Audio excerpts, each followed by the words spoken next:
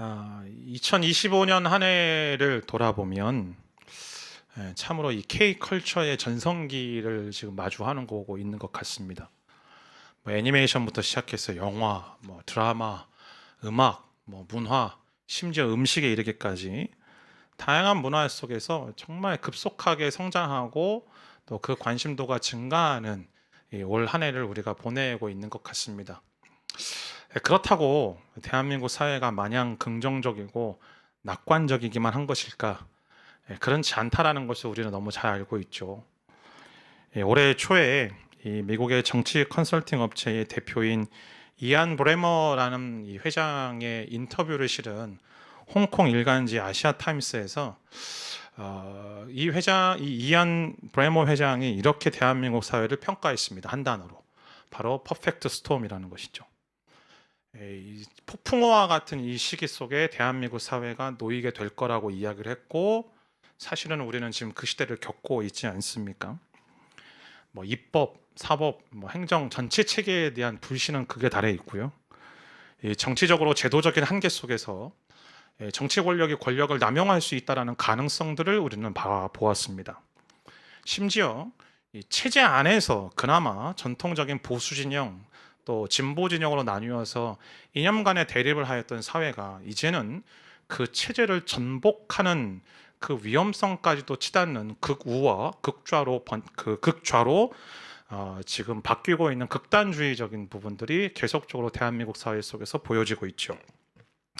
이념적인 양극화가 계속적으로 지속되면서 이 정치적인 담론들을 다 피폐하게 만들고 이 타자를 배제하고 적대화하는 것이 일상인 삶을 우리는 올 한 해 동안 보내고 있습니다. 뭐 정치적으로 사회적으로뿐만 아니라 경제적으로도 마찬가지죠.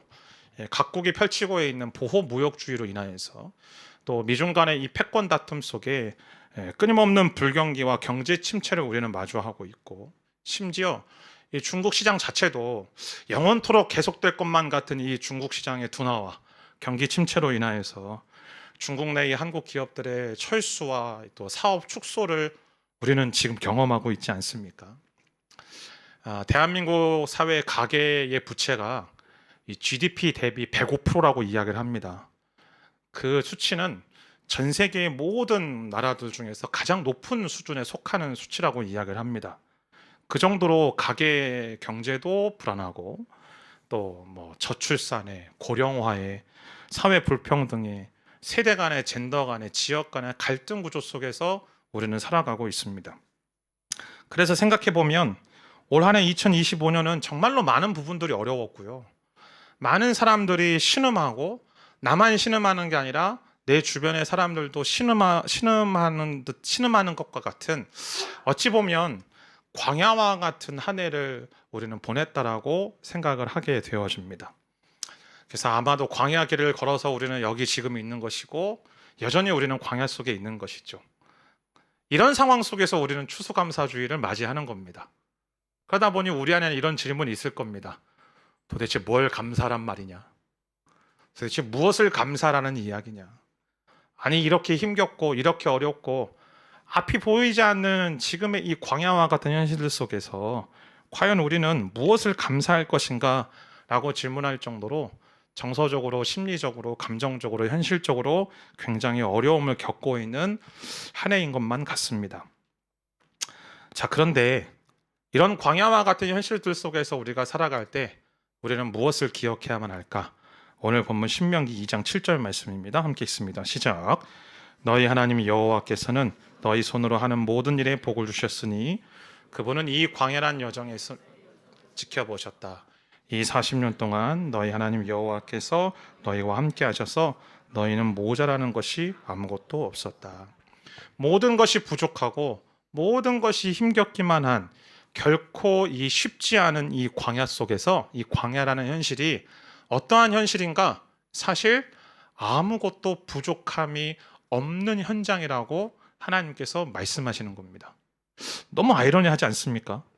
별다른 자원이 있는 게 아니죠. 먹을 것도 없고 마실 물도 없고 환경적으로 척박한 그 광야 속에서 어찌 보면 그 광야라는 현실들 때문에 불안하고 두렵고 근심과 걱정과 염려로 가득할 수밖에 없는 현실이지만, 그러나 그 현실의 실체가 무엇인가?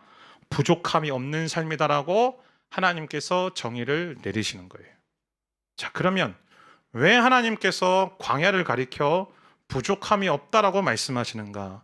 다시 한번 신명기 2장 7절 말씀을 보면 너희가 부족함이 없는 이유가 그 앞에 이 40년 동안 너희 하나님 여호와께서 너희와 함께 하시기에 너희는 모자라는 것이 아무것도 없다라고 말하는 것입니다.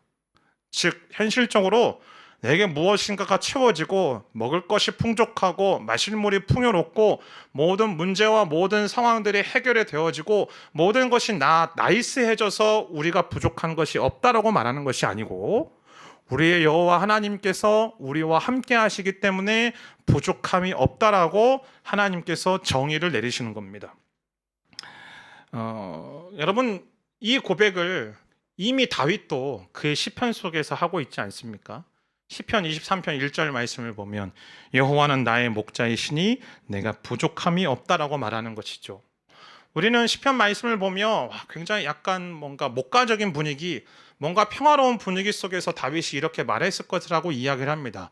예, 물론 2절 말씀에 보면 푸른 초장으로 쉴만한 물가로 인도하신다라고 기록은 하고 있죠. 그러나 3절부터 시작해서 완전히 분위기가 바뀌지 않습니까? 그가 사망의 음침한 골짜기를 걸어가고 있을 때에도 심지어 4절 5절 말씀에 보면은 그가 원수의 목전에서 즉 전쟁터 한복판 속에서 자신을 죽이려고 하는 그 적들 앞에서도 다윗이 공통적으로 고백하는 것이 무엇인가? 여호와는 나의 목자이시니 내게 부족함이 없다라고 말하는 것입니다. 바꿔 얘기하면 사망의 음침한 골짜기 모든 위험이 도사리고 있는 이 광야와 같은 현실일지라도 그럼에도 불구하고 여호와 하나님이 나와 함께 하시기 때문에 그 척박한 광야의 현실이 푸른 초장이요 쉴만한 물가라고 다윗은 지금 고백하고 있는 것이죠. 즉 모든 것이 결핍과 모든 것에 부족한 그 광야 한복판 속에 내가 부족함이 없다라고 고백할 수 있는 이유 단 한 가지가 있다면 그것은 창조주요 주권자이신 하나님이 함께 하시기 때문입니다. 때문에 하나님께서 함께 하시기에 광야는 부족함이 없는 장소예요. 그렇게 하나님께서 데피니션을 내리는 겁니다. 여러분 긍정적인 사고를 가지라는 이야기가 아니에요. 상황적으로 지금 너무 힘들고 어려운데 당신이 심리적으로 그런 생각을 가져라. 감정적으로 그런 마음을 가지면 당신이 넘어갈 수 있다. 해결할 수 있다라고 얘기하는 게 아니에요. 현실은 그런데 그 현실이 내가 생각하고 내가 경험하고 내가 느끼는 현실이 아니다라고 하나님께서 선언하시고 선포하는 것입니다. 자, 그럼 여러분 정말 정직하게 한번 우리 자신에게 물어볼까요? 우리가 어렵다, 힘들다, 부족하다 입버릇처럼 올 한 해를 보냈습니다. 근데 뒤돌아봤을 때 나를 살게 하신 건 하나님 아닙니까? 굶지 않도록 우리를 먹이셨고 여러분 헐벗고 다니시는 분들 아무도 안 계시잖아요. 다 옷을 입고 다니고 있죠. 거리에서 벌벌 떨지 않도록 우리는 하나님께서 우리에게 집을 주시지 않으셨습니까? 그러니까 돌아보면요 사실은 부족함이 없는 삶을 살아간 것이죠. 그래서 성경은 우리에게 어떻게 명령하는가? 데살로니가전서 5장 18절 말씀을 보면 모든 일에 감사하라고 되어 있습니다. 왜요? 하나님이 우리와 함께 하시기 때문에 우리는 모든 일에 감사할 수 있는 거예요. 그 감사하는 것이 그리스도 예수 안에서 우리를 향한 하나님의 뜻이다라고 말하고 있습니다. 왜 그렇게 말하는가? 감사가 믿음이라는 거예요. 여러분 우리가 감사할 수 있다는 건 내가 하나님을 믿기 때문에 바꿔 얘기하면 하나님이 나와 함께 하신다는 사실을 내가 믿음으로 받아들이기 때문에 우리가 감사할 수 있는 겁니다. 때문에 그리스도인이 하나님 앞에서 감사한다는 건 예수 안에서 살아가는 하나님의 자녀들의 정상적인 태도요 믿음의 삶임을 성경은 우리에게 말하고 있는 거죠. 우리는 이렇게 말합니다. 무언가 이렇게 말을 할 때, 무언가 이야기를 할 때, 아이고 나는 부족합니다. 아이고 제가 뭐 할 줄 아는 게 없는데요. 그게 어찌 보면 굉장히 겸손한 태도라고 생각해요. 예, 맞습니다. 겸손한 태도이겠죠. 예수 안에서 살아가는 사람들에게 겸손은 굉장히 중요한 경건의 태도일 겁니다. 그런데 이 겸손이 겸손한 마음을 뛰어넘어서 엄살을 부리는 거면 우리 안에 무엇을 반증하고 있는가? 내가 하나님을 향한 믿음이 없다는 거예요. 누군가 우리에게 무엇인가 요청하고 무엇인가 부탁했을 때 내가 뭐 하고 싶은데 제가 능력이 안 돼서요. 제가 힘이 없어서요. 그럼 바꿔 얘기하면 뭘 말하냐면 내가 하나님을 의지하지 않고 있다는 거예요. 바꿔 얘기하면 내가 하나님을 내가 신뢰하지 않고 있다는 이야기죠. 그냥 내가 할 수 있는 나의 능력, 내가 무엇을 가지고 있는지 그걸 가지고 내가 해보고 있는 자기중심적인 모습이 있기 때문에 사랑하는 여러분이요, 결코 이것은 진정한 겸손이다라고 말할 수 없는 겁니다. 그리스도인은 곧 하나님께서 나와 함께 하시기 때문에 내가 부족함이 없다라고 감사하는 인생은요, 겸손한데 당당해요. 그리고 가난할 수는 있죠. 세상적인 시선으로 바라볼 때 가난할 수 있어요. 근데 깨끗한 심령을 가졌기 때문에 늘 하나님으로 말미암아 부요한 인생을 살아가게 되는 거예요. 그렇기 때문에 하나님의 자녀에게는 부족함이 없는 겁니다. 그럼에도 불구하고 여전히 우는 소리가 내 끊임없는 습관이요. 기도할 때마다 늘 우는 소리를 가지고 기도하고 있다. 그럼 내 존재 자체가 믿음이 없다라고 하나님 앞에 고백하고 있는 것이겠죠. 사랑하는 여러분이요, 하나님이 나의 왕이시고 나의 아버지이시고 나의 목자이신 줄 믿습니다. 아멘. 그 믿음을 가지고 있는 저와 여러분들이 설령 광야 속에 있다 하더라도 그 광야는 부족함이 없는 곳인 줄 믿음으로 선포합니다. 할렐루야. 그렇게 하나님은 광야를 부족함이 없는 공간과 시간으로 정의하셨습니다. 그 이유는 하나님께서 그곳에서 내가 너희와 함께 하겠다, 내가 너희를 지키겠다, 내가 너희를 돌보겠다, 지금뿐만 아니라 앞으로도 내가 너희와 함께 하겠고 너희를 지키겠고 너희와 영원토록 함께 하겠다라고 약속하세요. 마태복음 28장 19절 20절에도 예수님께서 우리 제자들에게 말씀하시지 않습니까? 내가 너희와 영원토록 함께 하겠다라고. 한계가 있는 게 아니에요. 영원토록 함께 하겠다라고 말씀하시는 거죠. 그런데 우리는 이 말씀을 잘 압니다. 때로는 암송도 합니다. 그럼에도 불구하고 실패하는 이유가 뭘까요? 이스라엘 백성들이 광야 한복판 속에서 끊임없이 실패하고 넘어졌던 그 이유가 무엇일까? 이렇게 약속하시는 하나님의 깊은 사랑과 은혜를 모르기 때문입니다. 바꿔 얘기하면, 조금 더 정확하게 얘기하면 하나님의 은혜를 너무 빨리 잊어버리기 때문에 그러는 거예요. 은혜로 주셨잖아요. 하나님께서 이집트 땅에서 그들의 노예 상태에서 해방시켜 주셨잖아요. 하나님의 놀라운 선물이죠. 근데 그 선물에 감격하였다라는 것에 대해서 언제 그랬냐는 듯이 그 구원의 사건을 오히려 불평했던 것이 이스라엘 백성들의 모습이었습니다. 출애굽기 16장 3절 말씀입니다. 함께 읽습니다. 시작. 이스라엘 백성들은 모세와 아론에게 말했습니다. 차라리 우리가 이집트에서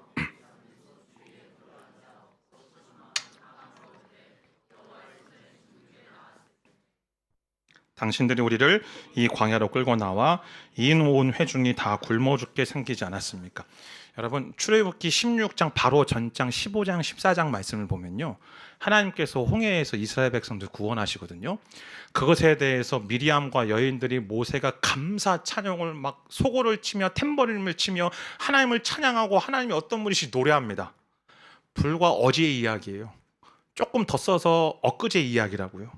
엊그저께 그런 놀라운 기적을 경험했는데 이제 지금 먹을 것이 없다고, 마실 물이 없다고, 왜 우리를 이 광야로 끌어내서 죽게 하십니까? 라고 불평하고 있는 겁니다.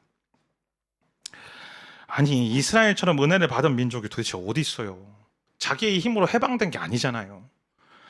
초월적인 하나님의 일하심으로 해방됐고 10가지 재앙 속에서 하나님께서 그들과 이집트 사람들을 구별하셔서 지키시고 보호하셨죠. 그뿐이에요. 홍해를 건너게 하셨고 먹을 것이 없고 마실 물이 없는 그 광야 한복판 속에 만나와 메추라기를 먹이시고 반석에서 물이 나오게 하셔서 그 물을 먹이셨고, 심지어 40년 동안 그 길을, 광야 한복판을 길어 걸어갈 때 지도도 없고 내비게이션도 없고 나침판도 없는 그 시대 속에서 어디로 어떻게 걸어가야 될지 구름기둥과 부름기둥으로 그를 인도하셨고 지키시고 보호하셨고, 옷도 헤어지지 않고 40년 동안 발도 부르트지 않고 신발도 헤어지지 않다라고 성경은 우리에게 말하고 있습니다. 자, 이 놀라운 은혜를 경험하였음에도 불구하고 그들은 뭐라고 말하는가? 원망하고 불평하는 거예요.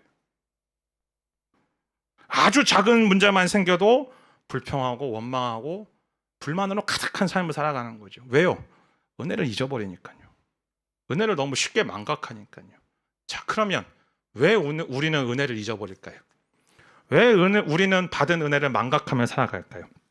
그 이유에 대해서 성경은 다음과 같이 말하고 있습니다. 민수기 11장 4절 말씀, 개역 성경을 함께 읽습니다. 시작. 그들 중에 섞여 사는 다른 인종들이 탐욕을 품음에 이스라엘 자손도 다시 울며 이르되 누가 우리에게 고기를 주어 먹게 하랴.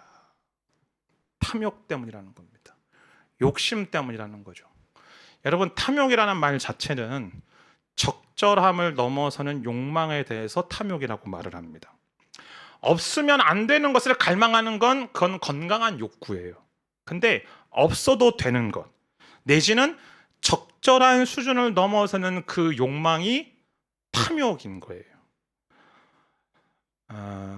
일부 때도 동일한 이야기를 하고 열심히 감사하겠다라고 고백하고 기도하고 말씀 나누고 다 끝나고 내려와서 제 눈에 제일 먼저 눈에 띈 게 뭔지 아세요? 창피한 얘기를 하는 거예요. 예예요, 예. 이제 우리 형규 형제님이 기타를 하나 장만하셨어요. 일본 가셔서 기타를 하나 장만해 보셨거든요. 근데 세상에 저게 제 눈에 또 들어오는 거예요. 제 방에 기타가 2대가 있고 일렉 기타 1대가 있어서 총 기타가 3대가 있어요. 근데도 불구하고 이게 눈에 들어오는 거예요. 그게 사람인 거예요. 내게 주어진 것 없어도 되는 거잖아요. 없어도 되는 거고 또 그것에 대해서 별로 내가 적절한 수준이 아닌데도 불구하고 자꾸 야 괜찮아 보인다, 갖고 싶다, 저기 내 거였으면 얼마나 좋을까. 오해하지 마십시오, 성도 여러분. 한국에서 이런 얘기 잘못하면 누가 자꾸 기타 사들고 오시거든요. 그런 얘기가 아니에요. 그렇다는 거예요, 여러분. 여러분, 단지 지금 제가 우스갯소리를 했지만 서두에서 이야기하였던 수많은 이 세계의 모습들 속에 각국의 보호주의가 본인들을 지키려고 하는 것입니까? 아니면 탐욕입니까? 더 잘 살아보겠다라는, 더 강력한 국가가 되겠다라는 그 과도한 욕심에 의해서 벌어진 여러 가지 문제들이 지금 우리 작금의 현실 속에서 나타나고 있는 것 아니겠습니까? 대한민국 사회 속에서 도대체 몇십 년 동안 고질적인 문제로 지목되고 있는 부동산 문제요? 여러분, 정책의 문제인가요? 아니면 사람의 문제입니까? 아니면 어떤 정당이 정권을 잡는지, 빨간색이 정권을 잡든 파란색이 정권을 잡든 그것의 문제입니까? 천만의 말씀이요. 한 채만 있으면 되는 걸 2채, 3채, 4채, 건물 하나, 건물 2개, 그것을 가지고 더 많은 부를 누려보겠노라고, 그것을 가지고 내 후손들에게 더 많은 부를 증여하겠노라는 우리의 과도한 욕심으로 인하여서 지금의 이러한 현실들을 우리는 마주하고 있는 것 아니겠습니까? 땀 흘려 일하는 그 노동의 가치 이상의 것을 탐하면 탐할수록 인간성은 상실되어지는 것이고 인간관계는 무너지는 것이고 우리는 마음을 잃어버리고 마음의 건강을 잃어버리고 감사를 상실할 수밖에 없는 거예요. 그래서 오늘 저와 여러분이 읽은 이 시편 기자는 다음과 같이 고백하는 것입니다. 1절 말씀 함께 읽습니다. 시작. 오 여호와여, 내 마음이 교만하지 않고 내 눈이 높지 않습니다. 내가 너무 큰 일들과 나에게 벅찬 일들을 행하지 않습니다. 뭐라고 말합니까? 내 마음이 교만하지 않고 내 눈이 높지 않습니다. 내가 가지고 있는 그 수준, 없어도 되는 것 때문에 내가 목말라 하지 않겠고 나의 적정한 수준을 넘어서는 것 때문에 내가 몸부림치지도 않겠습니다라고 오늘 시편 기자가 고백하는 거예요. 여러분, 우리는 주로 꿈과 비전에 대해서 참 말을 많이 하죠. 꿈과 비전이 있는 거 정말로 좋은 일들입니다. 꿈과 비전을 가지는 거 정말 좋은 일이죠. 근데 이 꿈과 비전이라는 명분 아래에 내 내면에 탐욕을 숨기고 있는지 우리는 우리 자신을 끊임없이 돌아봐야만 합니다. 내 자신의 과도한 욕망들을 마치 건강한 하나님께서 주신 꿈과 비전이라고 그럴듯하게 포장하여서 하나님께서 그것들을 이루셔야 된다는 착각 속에서 우리가 살아가고 있다면 결코 그 마음속에서는 감사가 있을 수 없는 것이죠. 결코 그 마음속에서는 만족이 있을 수 없게 되는 거예요. 그러면서도 끊임없이 스스로를 속입니다. 아니야, 이건 하나님이 주신 나에게 꿈이야, 하나님이 주신 나에게 비전이라고 말하는 것이죠. 제가 몇 주 전에도 말씀드렸지만 그렇게 말하고 싶거든 우리가 우리 자신에게 정직하게 질문해야만 합니다. 하나님 나에게 100억 주시면 그 100억 다 드리겠습니다 라고 여러분 하실 수 있으면 그렇게 기도하십시오. 그러면 그것은 꿈과 비전입니다. 근데 하나님 나에게 이거 허락해 주셔서 내가 하나님 일 하겠습니다. 근데 요거는 제 거야 되고요. 요거는 조금 내가 평안과 안전함에서 조금 빼놔야 되고요. 그거는 나의 욕망인 거예요. 그렇게 하다 보면 삶의 관계도 망가지고 분노와 원망과 불평으로 인하여서 인간관계 속에서 파괴적이고 추악한 모습들만 계속적으로 보이게 되는 것이죠. 사랑하는 여러분이요, 하나님의 뜻에 부합하지 않는 큰 일들은 성령께서 품게 하신 꿈이나 비전 아닙니다. 나의 야망일 뿐입니다. 그래서 오늘 시편 기자가 말하는 거예요. 나에게 벅찬 일들을 내가 하지 않겠다라고. 내 수준을 넘어서는 일들을 내가 과도하게 욕심부리지 않겠다라고. 제가 예전에 청년 사역할 때 청년들이 그런 얘기 참 많이 해요. 목사님, 제가 지금보다 더 나은 직장 가면 저 더 열심히 할 수 있다고, 더 엄청난 퍼포먼스 발휘할 수 있다라고. 내가 지금의 수준보다도 지금보다도 더 탄탄한 재무구조, 더 정말 열심히, 더 뭐 규모가 큰 회사 어떤 그런 곳 가면 나 되게 엄청난 하나님의 꿈을 발현하며 살아갈 수 있을 거라고, 그걸 위해서 기도해 달라고. 그러면 이 매정한 목사는 뭐라고 얘기하는가? 지금의 가장 좋은 때임을 기억하라. 당신이 준비가 되어 있으면 하나님께서 당신을 옮기실 것이지, 당신이 그곳에서 여전히 있는 이유는 하나님 아직 당신에게 당신의 그릇이 그것밖에 되지 않기 때문에 하나님께서 그곳에 있게 하시는 거다. 그러니 지금 있는 그곳에서 최선을 다하라는 이야기. 여러분, 그게 하나님의 마음이에요. 우리는 너무 많은 것들, 소위 말하는 정말 어떤 명분들을 그럴듯하게 내세워서 나의 탐욕을 포장하고 있다는 거죠. 그러니 우리 안에 평안도 없고, 그러니 우리 안에 어떤 끊임없이 근심과 걱정과 염려와 전전긍긍하며 우리가 살아가는 것 아니겠습니까? 그러나 하나님이 나와 함께 하심으로, 하나님이 나의 목자이심으로 나의 모든 삶 속에서 내게 주어진 것들 가운데 감사하며 살아가는 사람들은 어떠한 삶의 모습들을 가지고 살아가는가? 오늘 시편 131편 2절 말씀 함께 있습니다. 시작. 진실로 내가 내 영혼을 가만히 잠잠히 있게 하니 젖된 아이가 그 어미와 함께 있는 것 같고 내 영혼도 젖된 아이와 같습니다. 그 아이가 엄마 품에 안겨서 새근새근 잠자고 있는 그 말로 표현 못할 세상 그 어느 것 하나 근심 걱정 없는 그 평안한 얼굴로 잠을 자는 그 아이처럼 우리의 마음과 우리의 심령 속에 하나님으로 말미암은 샬롬의 평강이 우리 가운데 임한다라고 성경은 우리에게 약속하고 있습니다. 배고프기 때문에 안다라는 모습이 아니고 그냥 엄마의 품 그 자체, 엄마의 품 안에 그 안겨있는 그것 자체가 너무 사랑하고 귀한 거죠. 아까도 얘기했지만 우리 강 목사님 두 아들, 딸이 목요일날 왔거든요. 목요일날 와서 비행기에서 내려서 제 차를 타고 교회 차를 타고 옮기는 동안 뒤에서 얼마나 애교짓을 했는지 몰라요. 여러분 안 믿기시죠? 얼마나 애교짓을 했는지 몰라요. 세상에 얼굴 이렇게 들이면서 막 빵긋 웃어주고 손 잡아주고 막 그랬어요. 근데 보세요. 그게 왜 그래요? 자기 엄마 품에 자기 아빠 품에 안겨 있으니까요. 그래서 저와 여러분이 예수 안에서 우리는 어떤 고백을 하며 살아가는가? 오늘 본문 3절 말씀입니다. 함께 있습니다. 시작.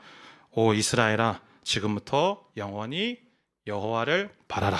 예, 그게 우리가 일평생 해야 될 고백이라는 것이죠. 왜? 하나님 한 분만으로 내가 만족하니까, 하나님 한 분만으로 기뻐하니까. 그래서 그분 안에 거하는 것이 나에게 있어서 가장 평강이요, 가장 평화의 삶임을 내가 아니까 내가 그분을 갈망하겠다라는 것입니다.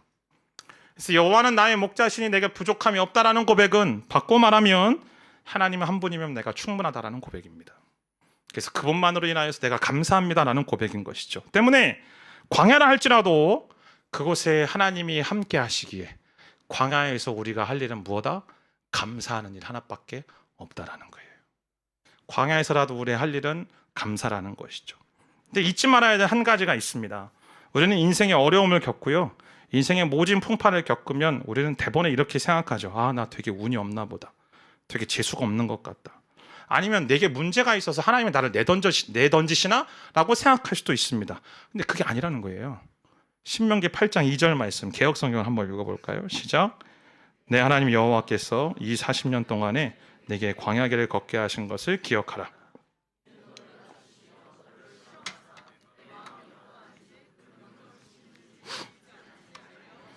뭐라고요? 광야의 길을 걷게 하신 분이 하나님이시래요. 우리는 하나님 어떠한 분인지 알잖아요. 하나님은 선하시고 인자하시고 그분의 인자하심이 영원하고 그분의 사랑이 변함이 없고 그분은 실수가 없는 분이라고. 근데 그 선하고 실수하지 않으시고 좋으신 하나님이 저와 여러분을 광야에 두셨다고요. 그러니까 비록 내가 이해하기 힘들고 비록 현실의 눈으로 바라볼 땐 부족한 것이 천지인 그 어려운 광야라 할지라도 하나님이 그 길을 걷게 하셨다라면 그 광야는 저주의 장소가 아니라 하나님이 걷게 하시고 하나님이 함께 하신 그 광야는 우리에게 있어서 축복된 장소인 줄 믿습니다. 그 광야 한복판 축복의 장소인 그 광야 속에 그럼 왜 우리를 있게 하시는가? 우리를 낮추시며 우리를 시험하사 우리의 마음이 어떠한지 알기 위하셨어. 바꿔 얘기하면 내게 있는 자원, 내게 있는 능력, 내게 있는 환경을 의지하며 살아가는 존재인지 아니면 내가 오직 하나님만을 의지하며 살아가는 존재인지 하나님께서 우리를 살펴보시고 그렇게 훈련하고 트레이닝하는 장소가 광야라는 거예요. 그래서 왜 광야의 삶이 힘겹고 늘 부족한 것 천지인 것 같고 왜 황량하고 왜 막막할까? 오직 하나님만 의지하며 사는 법을 배우기 위해서입니다. 생각해 보세요. 내가 먹을 게 있고요.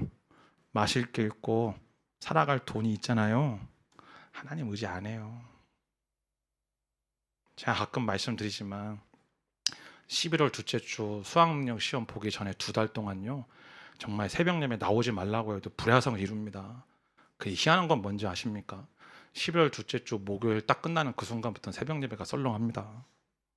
그게 우리의 모습인 거예요. 문제가 있고 뭔가 상황이 있고 뭔가 간구할 내용이 있어야만 그제서야 하나님 앞에 있고 그렇지 않으면 내게 주어진 환경, 내게 주어진 재정, 내게 주어진 관계, 내게 주어진 능력 의지하며 살아가는 것이 저와 여러분의 모습이잖아요.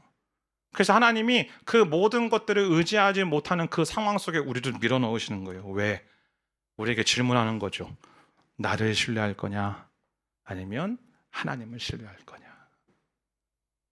그래서 우리는 이 광야와 같은 현실들 속에서 끊임없이 우리 자신을 향하여서 질문해야만 합니다. 나는 지금 누구를 신뢰하고 있는가? 나는 지금 무엇을 의지하고 있는가? 때문에 우리는 살아가는 현실과 이 광야와 같은 현실 속에서 무엇을 배우는가? 믿음을 배우는 거예요. 어떤 믿음이요? 보이는 현실을 의지하는 게 아니고 보이지 않는 하나님과 동행하며 사는 믿음. 철저하게 하나님을 신뢰하는 믿음을 배우며 살아가는 것입니다. 그리고 여호와는 나의 목자이신 내게 부족함이 없다라는 사실을 배우면서 살아가는 것이죠. 이런 말을 사도 바울은 신약 성경에서 만족, 자족 또는 감사라고 표현하고 있습니다. 디모데전서 6장 6절부터 8절까지의 말씀 읽습니다. 시작. 그러나 디모데전서 6장 6절부터 8절까지요. 제가 읽을게요. 그러나 스스로 만족하는 마음이 있으면 경건은 큰 유익이 된다. 우리가 세상에 아무것도 갖고 온 것이 없으니 떠날 때도 아무것도 갖고 갈 수 없다. 우리가 먹을 것과 입을 것이 있으면 이것으로 만족하라. 쓸데없는 욕심을 버리고 스스로 만족하는 마음이 있으면 주변을 둘러보면 다 감사할 것 천지입니다. 내 남편에 대한, 내 아내에 대한 쓸데없는 욕심을 버리면요, 그렇게 사랑스러울 수 없어요. 왜 아니라고 저를 쳐다보고 계십니까? 내 자녀에 대해서 쓸데없는 욕심 버리잖아요. 내 자녀가 이 세상에서 제일 귀엽고 제일 사랑스러운 존재입니다. 내 인생에서 내가 무엇을 입고 무엇을 먹고 그거에 대한 쓸데없는 욕심을 버리잖아요. 물 한 잔을 마셔도 감사한 일이에요. 돈이 하나님이 아니거든요. 자본이 우리의 기업이 아니라 오직 하나님만이 나의 기업이 되십니다. 구약의 레위 지파들에게 보면 다른 지파들이 땅을 분배받을 때 레위인들만이 분배받지 못하거든요. 참 안타깝잖아요. 근데 하나님이 그들에게 어떻게 말씀하시는가? 민수기 18장 20절 말씀을 보면 너는 그들의 땅에서 유산이 없고 그들 가운데서 어떤 목도 없을 건데 왜냐하면 내가 이스라엘 백성들 가운데서 너의 몫이고 너의 유산이기 때문이다. 할렐루야. 하나님이 그들의 기업이 되신다면 다른 것에 집착하며 살아가는 것이 얼마나 거추장스럽고 얼마나 무가치한지 알지 않겠습니까? 사랑하는 자매님들, 제가 하나 질문할게요. 여러분들에게 이 지구상에서 가장 큰 다이아몬드, 정말 엄청난 크기의 다이아몬드를 여러분이 갖고 있다고 한번 상상해 보세요. 괜찮아요. 상상만 해도 좋잖아요. 근데 그걸 갖고 있는데 내 옆에 있는 친구가 어느 날 만났는데 1캐럿, 2캐럿짜리 다이아몬드 반지 끼고 와서 나한테 자랑해요. 그럼 그게 눈에 들어와요? 안 들어와요? 눈에 들어오세요, 그게? 대단하신 분들이네. 안 들어오죠. 그거 어떻게 눈에 들어오겠어요? 가짜않게 보이는 거죠. 나는 이만한 게 있는데. 사랑하는 형제들이요, 여러분의 인생 속에 정말 이 세상에서 그 어떤 것으로 값어치를 매길 수 없는 그 어떤 것이 여러분들에게 있는데, 여러분의 친구가, 여러분의 동료가, 직장 동료가 차를 바꿨다고, 이런 옷을 샀다고, 시계 샀다고 와서 자랑하면 그게 눈에 들어오겠습니까? 하나도 안 들어오는 거죠. 예수님 우리에게 말씀하시지 않습니까? 한 농부가, 가난한 농부가, 소작농으로 살아가던 농부가 땅을 파다가 그 땅에서 어마어마한 엄청난 보화를 발견합니다. 그 농부가 어떻게 합니까? 땅을 덮고 집으로 돌아가 자기 집 안에 모든 것들을 정리하여서 그것을 팔아 그 땅을 산다라고 말하고 있지 않습니까?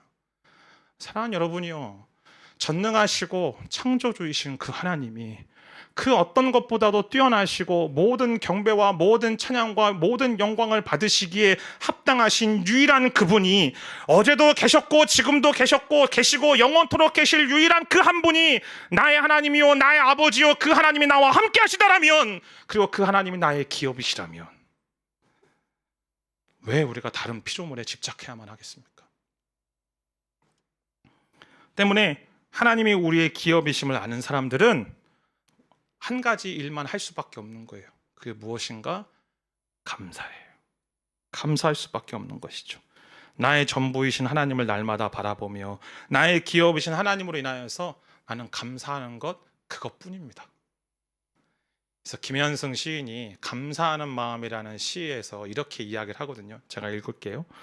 마지막 가을 해변에 잠든 산비탈의 생명들보다도, 눈 속에 깊이 파묻힌 대지의 씨앗들보다도, 난로에 꺼내오는 매일의 빵들보다도, 언제나 변치 않는 온도를 지닌 어머니의 품 안보다도 더욱 따스운 것은 감사하는 마음이다. 감사하는 마음은 언제나 은혜의 불빛 앞에 있다라고. 근데 그 다음 구절에서 분위기가 살짝 바뀌어요. 그런데 받았기 때문에, 누렸기 때문에, 배불렸기 때문에 감사하지 않는다라고 말해요. 그게 우리라는 거예요. 은혜를 잊어버리는 우리. 그래서 감사하는 마음이 무엇인가? 다음과 같이 그 시의 말미에서 정의를 내립니다. 함께 읽습니다. 시작. 감사하는 마음, 그것은 내가 누구인가를, 그리고 주인이 누구인가를 깊이 아는 마음이다. 내가 누구인지 아는 사람, 나의 주인이 누구인지를 아는 사람은 진짜 감사를 할 수 있어요. 나의 작음을 알고, 그러나 그분의 크심을 알면 우리는 진정한 감사를 하며 살아갈 수가 있다라는 것이죠. 저와 여러분은 지금까지 베풀어 주신 은혜에 대해서 감사하죠. 우리의 감사는 거의 90% 이상이 과거형 아닙니까? 근데 성경적인 감사, 아니 하나님이 바라시고 기대하시고 기뻐하시는 감사는 지금까지 나를 이끄시고 인도하신 그 하나님이 앞으로도 주님 앞에 서는 날까지 나를 이끌어 가시고 인도하시고 나와 함께 하실 것임을 믿기 때문에 감사하는 미래형의 감사도 우리는 할 수 있는 거예요. 왜요? 내가 누구이고 나의 주인이 누구인지를 안다라면. 그렇다면 광야와 같은 지금의 현실 속에서도 우리는 주님으로 인하여서 감사할 수 있지 않겠습니까? 비록 참 많은 것들이 스트레스 받고 많은 것들이 걱정되고 근심되고 염려가 되는 그 상황들 한복판 속에서도 우리는 주님으로 인하여서 감사하며 살아갈 수 있는 거예요. 이육사 시인이 그렇게 외쳤죠. 나는 광야에서도 부르겠다라고. 근데 그리스도인은 어떻게 외쳐야 되는가? 나는 광야에서도 감사하겠습니다라고 외쳐야만 합니다. 감사할 이유가 있어서, 감사할 제목이 있어서 감사하는 게 아니고요, 나와 함께 하시는 하나님 때문에 나는 감사하는 겁니다. 그러게 광야는 슬퍼 울부짖는 장소가 아니고 함께 하시는 하나님으로 인하여 감사하는 장소입니다. 광야는 실패와 패배감과 절망감으로 얼룩진 장소가 아니라 감사함을 통하여서 승리하는 장소입니다. 그 광야에서 하나님을 바라며 감사하는 저와 여러분의 인생 되기를 주님의 이름으로 축복합니다. 제가 좀 전에 파워웨브에서 그런 질문을 했거든요. 내가 최근에 나의 입을 벌려 내가 감사하다라고 고백한 적이 과연 얼마나 있을까? 우리는 습관적으로 하나님 감사합니다라고 기도는 시작하는데요. 근데 정말 정직하고 냉정하게 보면 감사합니다라고 습관적으로 고백은 하지만 그 이후에 나오는 우리의 모든 입술의 언어는 하나님 주십시오, 주십시오, 주십시오. 일하십시오, 일하십시오, 일하십시오. 해결하십시오, 해결하십시오, 해결하십시오. 그것 아닙니까? 오늘 이 아침에 하나님으로 인하여 우리가 감사했으면 좋겠습니다. 내 아내, 내 남편에게 우리가 감사할 수 있는 건 하나님 때문에 내가 감사한다라고 말할 수 있는 겁니다. 내 자녀들에게, 우리의 부모님들에게 감사할 수 있다, 감사합니다라고 고백하는 건 그들이 나에게 어떻게 해서가 아니고요, 하나님으로 인하여서 나는 나의 자녀들과 나의 부모님들에게 감사할 수 있다라고 고백하는 것입니다. 교회 공동체 지체들에게도 마찬가지입니다. 그들이 나를 안아주고 그들이 나를 끌어안고 그들이 나를 받아주었기 때문에, 그들이 나를 환영해 주었기 때문에 내가 감사하는 게 아니고요, 하나님으로 인하여 우리는 서로가 서로에게 감사할 수 있다라고 고백하는 것입니다. 오늘 이 귀한 찬양의 고백을 올려드리며 주님 앞에 내가 주님 감사하겠습니다 라는 이 믿음의 결단이 우리 가운데 있게 되기를 주님의 이름으로 축복합니다.